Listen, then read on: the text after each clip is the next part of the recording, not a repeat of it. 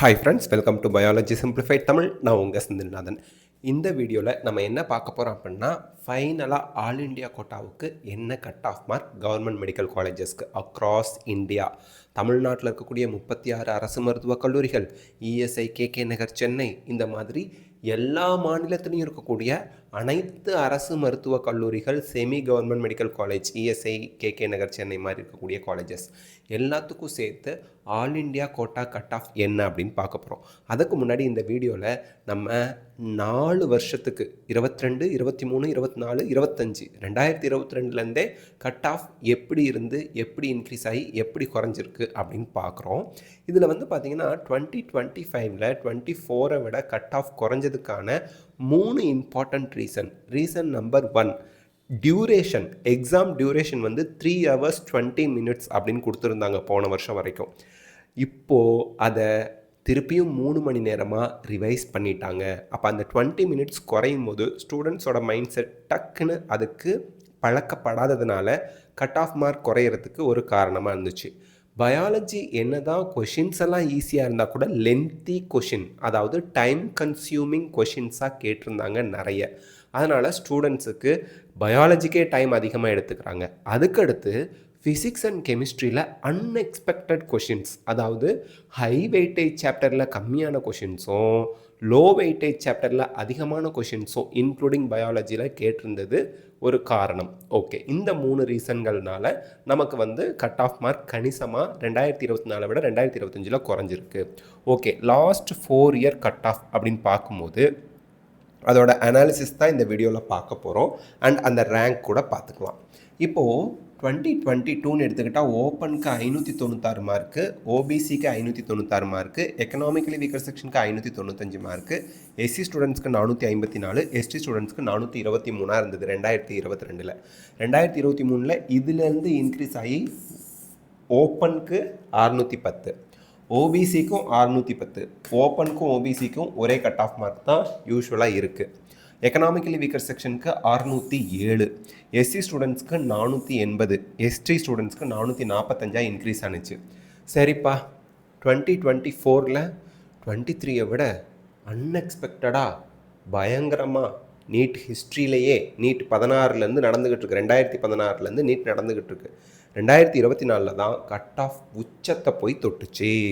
ஓப்பனுக்கு 652ஓட cut off mark, அதாவது காலேஜில் seeds எல்லாம் முடிஞ்சு போச்சு. கவர்மெண்ட் மெடிக்கல் காலேஜில் ஆல் இண்டியா கோட்டா சீட்ஸ் எல்லோரும் அலண்டுட்டாங்க. Parents and ஸ்டூடெண்ட்ஸ்லாம் பதறிட்டாங்க. இன்னும் இவ்வளோ மார்க் எடுத்தால் தான் நமக்கு 652 எடுத்தால் தான் நீலகிரி கவர்மெண்ட் மெடிக்கல் காலேஜில் ஆல் இண்டியா கோட்டா சீட் கிடைக்குங்கிற நிலைமை தான் 2024ல் இருந்துச்சு. அதே போல் ஓபிசிக்கு 652, எக்கனாமிக்கலி வீக்கர் செக்ஷனுக்கு 647, எஸ்சி ஸ்டூடெண்ட்ஸ்க்கு 550, எஸ்டி ஸ்டூடெண்ட்ஸ்க்கு 526 இருந்தது. அதே 2025ல் பாருங்கள் எவ்வளவு மார்க் குறைஞ்சிருக்கு. 100 மார்க்குக்கு மேலே கட் ஆஃப் மார்க் குறைஞ்சிருக்கு. ஓப்பனுக்கு 652 இருந்தது, 525க்கே ஆல் இண்டியா கோட்டாவில் சீட்டு கிடச்சிருக்கு. அதே போல் ஓபிசிக்கு 525 கிடச்சிருக்கு, எக்கனாமிக்கலி வீக்கர் செக்ஷனுக்கு 521, எஸ்சி ஸ்டூடெண்ட்ஸ்க்கு 440, எஸ்டி ஸ்டூடெண்ட்ஸ்க்கு 425. ஒவ்வொரு கேட்டகரிக்குமே 100 மார்க்ஸுக்கு மேலே, 100லேருந்து 125, 126 வரைக்குமே கட் ஆஃப் மார்க் போன வருஷத்துலேருந்து இந்த வருஷத்துக்கு குறைஞ்சிருக்கு. எப்போது? 2025க்கு. ஸோ இந்த கட் ஆஃப் ட்ரெண்டை பார்க்கும்போது உங்களுக்கு என்ன தெரியுது? நான் 2026ல் எவ்வளவு மார்க் எடுத்தால் சீட்டு கிடைக்கும் இப்படி யோசிக்கிறத விட நம்ம ஸ்மார்ட்டாக யோசிக்கணும். இங்கே பாருங்கள், ரேங்க்கில் பாருங்கள், 22,706வது ரேங்க் வரைக்கும் 2022ல் கிடச்சிருக்கு. அது 23,562. இன்னும் கம்மி ரேங்க் வாங்கினவங்களுக்கே என்ன சீட்டு கிடச்சிருக்கு 2023ல்.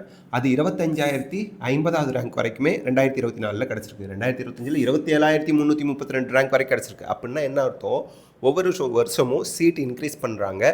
ரேங்க் போன வருஷத்தை விட இந்த வருஷத்துக்கு வரிசையாக அப்படியே சைமல்டேனியஸாக அடுத்தடுத்து ரேங்க் குறைஞ்சிக்கிட்டே வருது. கம்மி ரேங்க்கில் இருக்கவங்களுக்கே சீட்டு கிடைக்கிது. அப்போ 2026ல் உங்கள் ஆல் இண்டியா ரேங்க்கு 27,332க்குள்ளே இருந்துச்சுன்னா ஓப்பன் மெரிட் சீட்டே உங்களுக்கு கவர்மெண்ட் மெடிக்கல் காலேஜில் கிடச்சிரும். ஆனால் இந்த ரேங்க்கில் இருந்தீங்கன்னா நீலகிரி கவர்மெண்ட் மெடிக்கல் காலேஜோ நாகப்பட்டினம் கவர்மெண்ட் மெடிக்கல் காலேஜோ தான் ஆல் இண்டியா கோட்டாவில் கிடைக்கும், பார்த்துக்குங்க. அதே போல் ஓபிசிக்கு 27,307வது ரேங்க்கு, அந்த ரேங்க்கு இருந்தால் சீட்டு உறுதி 2026ல். எக்கனாமிக்கலி வீக்கர் செக்ஷனாக இருந்தீங்கன்னா 30,862 ரேங்க் வரைக்குமே சீட்டு கிடைக்கும் ஆல் இண்டியா கோட்டா ரேங்க்கு. எஸ்சி ஸ்டூடெண்ட்ஸ்க்கு 1,38,863 ரேங்க் வரைக்குமே சீட் கிடைக்கும். எஸ்டி ஸ்டூடெண்ட்ஸுக்கு 1,64,804 ரேங்க் வரைக்குமே சீட் கிடைக்கும். ஸோ அந்த ரேங்க் தான் ரொம்ப முக்கியம்.